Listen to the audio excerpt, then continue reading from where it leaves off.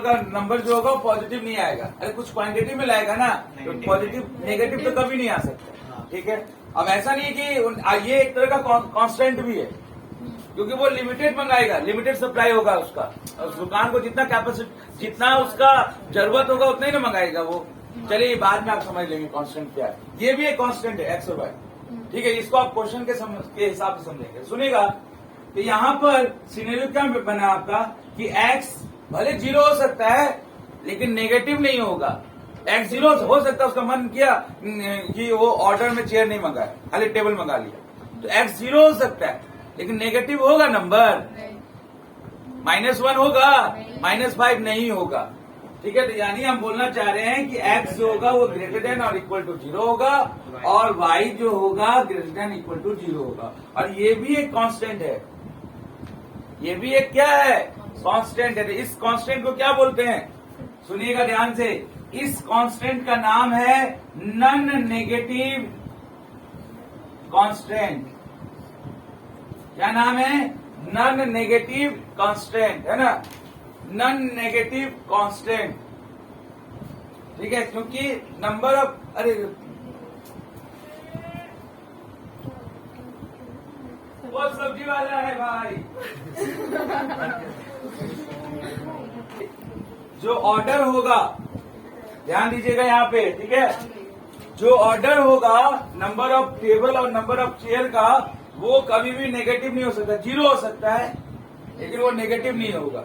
ध्यान दीजिएगा इधर। ठीक है, अब यहां से स्टार्ट होगा चैप्टर। अब मेरा एक्स क्या था, नंबर ऑफ टेबल माने हैं, और वाई क्या माने हैं, नंबर ऑफ चेयर माने। ठीक है, अब देखिएगा, ध्यान दीजिएगा आप, है ना, अब नया कांस्टेंट आने वाला है। अभी नॉन नेगेटिव कांस्टेंट देख लिए, यानी इसको हम लोग बोल सकते हैं पॉजिटिव कांस्टेंट। लेकिन ऐसे बोलेंगे तो आप पॉजिटिव में खाली ग्रेटर देन होगा, फिर इक्वल टू 0 का कोई इंपॉर्टेंस नहीं होगा, इसलिए हम उसको बोल रहे हैं नॉन नेगेटिव कांस्टेंट। ठीक है, ये कॉन्सेप्ट में। अब ध्यान दीजिएगा, अब अगला क्या आएगा, आपको टेबल का कॉस्ट कितना था, 250 रुपया, 2500 रुपया, और कुर्सी का 500 रुपया, 500 रुपया था ना, प्रॉफिट 75 और 250। अब आप टेबल का नंबर क्या माने, x, और कुर्सी का जो टोटल नंबर होगा जो मंगाएगा वो क्या माने, y। तो अब आप देखिएगा, तो 2500 लग रहा है टेबल खरीदने में, यानी 2500 x, और 500 रुपया लग रहा है कुर्सी खरीदने में, तो 500 रुपया इंटू वाई हो गया, हो गया। और उसके पास लिमिटेड मनी कितना था, सौरभ के पास 50,000, तो या तो 50,000 खर्चा कर लेगा या उससे कम करेगा, उससे ज्यादा है ही नहीं, भीख मांगना पड़ेगा बर्तन। तो क्या होगा वो, हाँ, तो या तो वो 50,000 के बराबर, 50,000 ही मनी है उसके पास, लिमिटेड है, तो या तो 50,000 के बराबर होगा, ठीक है, या फिर उससे कम होगा, उससे ज्यादा नहीं होगा। ठीक है, उससे क्या होगा, उससे कम होगा। क्लियर, 50,000 से ज्यादा नहीं हो सकता है, क्योंकि वो चेयर और कुर्सी खरीदेगा तो उसका पास लिमिटेड मनी है 50,000 के रूप में, या तो पूरा 50,000 यूज कर लेगा तो उसके बराबर हो गया, इसके लिए नीचे साइन है, या फिर उससे कम खर्चा करेगा क्योंकि लिमिटेड मनी है उसके पास। क्लियर है, अब ध्यान दीजिएगा। तो ऐसे, क्योंकि यहाँ पर भी है, ये कांस्टेंट था ना, ये, अरे आपका लिमिटेड मनी कांस्टेंट था ना, तो ऐसे कांस्टेंट को क्या बोलते हैं पता है, क्योंकि ये इन्वेस्ट कर रहा है ना, ये क्या कर रहा है, चेयर खरीद रहा है और टेबल खरीद रहा है, तो इसको बोलते हैं इन्वेस्टमेंट कांस्टेंट। क्या बोलते हैं इसको, इन्वेस्टमेंट कांस्टेंट। टोटल 4 होता है कांस्टेंट।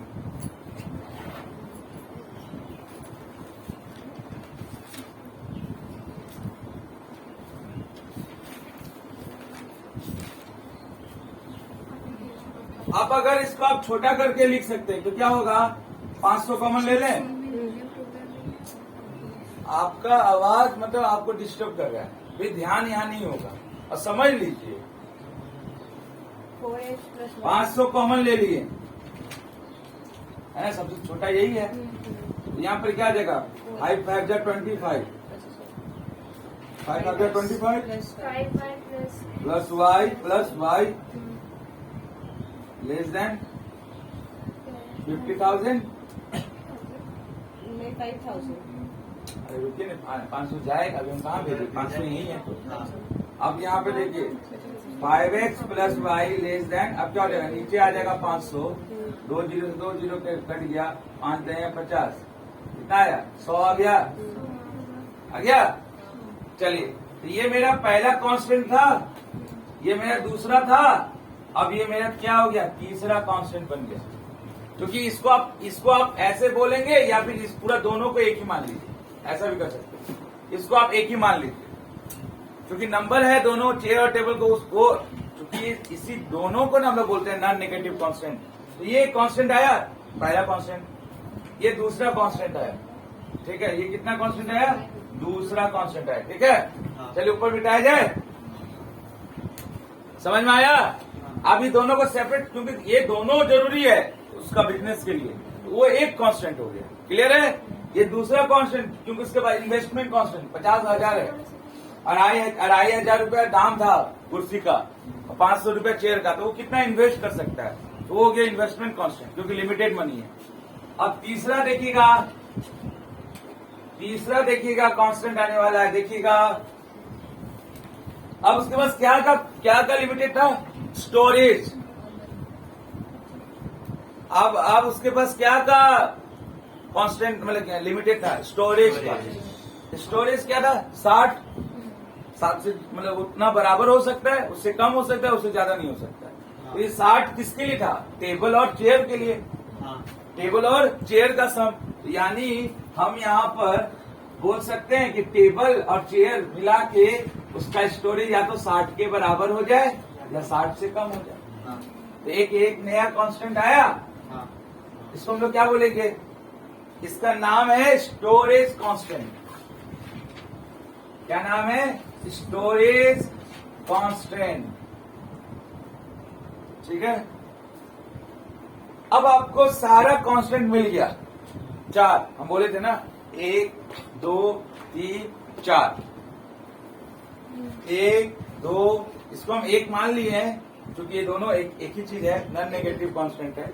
लेकिन अगर ऐसे सिंगल वाइज देखे तो 1 2 3 4 मार्क्स का ही होगा, 4 कांस्टेंट ही होगा, ठीक है, 4 मार्क्स का ही आएगा एग्जाम। अब ध्यान दीजिएगा, अब हम लोग सारा कांस्टेंट बनाने के बाद हमारा ऑब्जेक्टिव क्या है, ये सारा चीज करने का क्या ऑब्जेक्टिव है, कि भैया जो सौरभ है वो जो 2,500 रुपया में टेबल ले रहा है और 500 रुपया में चेयर ले रहा है, उसके पास जो लिमिटेड 50,000 रुपया ही अकाउंट में है और स्टोरेज कैपेसिटी उसका 60 फर्नीचर का है, तो हमको उसको इसी कंडीशन में, इसी लिमिटेड कंडीशन में उसका बिजनेस का प्रॉफिट को क्या करना है, मैक्सिमाइज करना है। तभी तो हम लोग एलपी पढ़ रहे हैं, लीनियर प्रोग्रामिंग पढ़ रहे हैं। अब यही मेरा ऑब्जेक्टिव है कि नहीं, ऑब्जेक्टिव क्या है, प्रॉफिट को बढ़ाना, इस सारा चीज कंडीशन पे।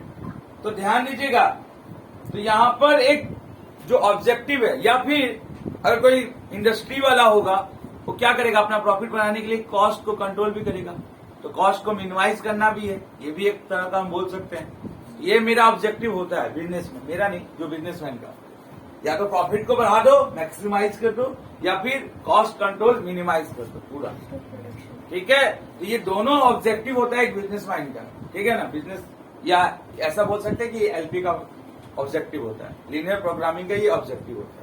तो वो आपको इसके बदले में, इस ऑब्जेक्टिव को पूरा करने के लिए वो आपको एक देता है ऑब्जेक्टिव फंक्शन। क्या देता है आपको, एलपी क्या देता है आपको, ऑब्जेक्टिव फंक्शन देता है, जिसको हम लोग जेड से डिनोट करेंगे, जिसको हम लोग कैसे डिनोट करेंगे, जेड से डिनोट करेंगे। ये ऑब्जेक्टिव फंक्शन का क्या काम है, प्रॉफिट को मैक्सिमाइज करना और कॉस्ट कंट्रोल को मिनिमाइज करना। लिख लीजिए ये सब काम, ये सब चीज भले अभी निकल रहा है, फिर आपका कॉपी में नहीं रहेगा, नोट्स नहीं होगा। इस ऑब्जेक्टिव फंक्शन का क्या ऑब्जेक्टिव है, इसका ऑब्जेक्टिव है टू क्या करेगा, maximize the profit and minimize the cost control. यही काम है इसका, डिनोटेड बाय जेड। क्लियर? अब ध्यान दीजिएगा, अगर हम अभी फिलहाल सौरभ भाई है तो प्रॉफिट के क्योंकि उसका अपना पर्सनल है तो यहाँ प्रॉफिट आएगा।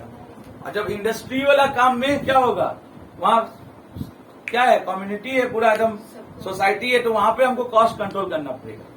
और यहाँ पे सौरभ का वो हाँ पर्सनली अपना बिजनेस है तो वहां पे प्रॉफिट आएगा। ठीक है, तो यानी अगर हम सौरभ का ही कहानी लिए हैं शुरू से, तो सौरभ क्या करेगा, अपना प्रॉफिट को क्या करेगा, मैक्सिमाइज करेगा। उसके लिए किसका कौन सा टेक्निक का सहारा लिया, लीनियर प्रोग्रामिंग का। लीनियर प्रोग्रामिंग उसको क्या दिया, टेक्निक के बदले में ऑब्जेक्टिव फंक्शन दिया। तो ऑब्जेक्टिव फंक्शन में क्या बताता है, आपका प्रॉफिट को मैक्सिमाइज कितना होगा। तो आपका ऑब्जेक्टिव फंक्शन अभी क्या होगा वो आप जानते हैं। तो ऑब्जेक्टिव फंक्शन प्रॉफिट को मैक्सिमाइज करेगा। तो बताइए आप ही लोग, टेबल में कितना प्रॉफिट हुआ, 250 रुपया का। ये आपको बनाना पड़ेगा, हम बता रहे हैं वर्ड प्रॉब्लम में होगा, सीखिए। यहाँ पे खाली प्रॉफिट लेंगे, टेबल पे कितना हुआ प्रॉफिट, 250 रुपया। किस पे, टेबल पे। ठीक है, पर टेबल पे 250 रुपया, पर टेबल पे 250 रुपया, प्लस चेयर अगर बेचा तो उस पे 75 रुपया ना, 75 पर चेयर। ठीक है, and this is called profit function, objective function. इसी को आपका उद्देश्य है कि इसको बढ़ाना, एक फंक्शन के रूप में मिल गया। अब पता है आपको एक सवाल यहां उठ रहा है कि आपके पास 4 कांस्टेंट, एक ऑब्जेक्टिव फंक्शन, एक 5। अब सब केस में आप देखिए, आपको जो यहाँ पे वेरिएबल आया है, वेरिएबल क्या है वो, कॉस्ट, टेबल और चेयर का नंबर। आपका मन किया पैसा नहीं है 10 गो टेबल मंगाए, मन बहुत पैसा बहुत है तो आप 50 गो टेबल मंगाए, तो ये क्या हुआ, वेरिएबल हो रहा है ना, टेबल और चेयर का नंबर। आप देख रहे हैं कि वेरिएबल का पावर हर जगह कितना है, 1 है, 1 हर जगह है। तो 1 अगर डिग्री, वेरिएबल का डिग्री 1 हो तो उसको हम लोग क्या बोलते हैं, लीनियर। सब क्लास 9 में बताया जाता होगा, नहीं पता तो अब सीख लीजिए। तो लीनियर आया इसीलिए। और ये प्रोग्रामिंग क्या किया, एक ऑब्जेक्टिव को यहाँ पर इनबिल्ट किया। ये प्रोग्राम तो ये तो प्रोग्रामिंग है ना, कि तुम अपना लाखों लाख का बिजनेस को कैसे बढ़ाएगा, तो इस प्रोग्राम के तहत आपको बढ़ाना है। और इस प्रोग्राम में आपका जो वेरिएबल होगा वो क्या होगा, उसका डिग्री 1 होगा, इसलिए दैट्स कॉल्ड लीनियर प्रोग्रामिंग। ठीक है ना, समझ में आया। अब बंद कर दीजिए, ये 2 मिनट का ब्रेक लीजिए, फिर अब ग्राफ आएगा।